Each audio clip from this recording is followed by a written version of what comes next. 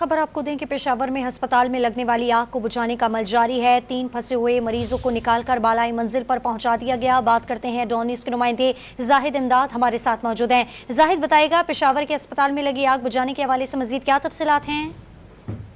जी बिल्कुल, ये LRH hospital के करीब जो है निजी हॉस्पिटल है जिसमें ये आग लगी है और अब तक जो है रेस्क्यू का अमला जो है वो मसरूफ है तमाम तर जो आग को बुझाने में। और अब तक जो तफसीलात सामने आई है तो 3 जो मरीज हैं उनको रेस्क्यू कर लिया गया है।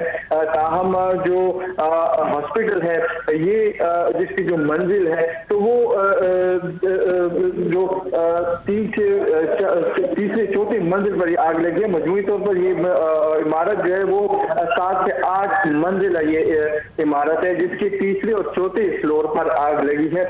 जो रेस्क्यू के फायर फाइटर्स हैं वो मसरूफ है, 5 फायर फाइटर्स इसमें मसरूफ है। आग को बुझाने का अमल जो है वो भी जारी है।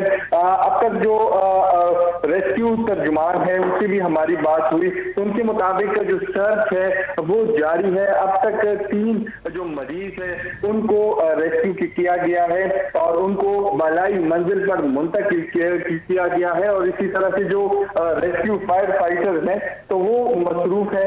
इस वक्त जो आग है वो तीसरे और चौथे मंजिल पर जो है वो लगी हुई है। GT रोड पे ये निजी हॉस्पिटल वाक़या है।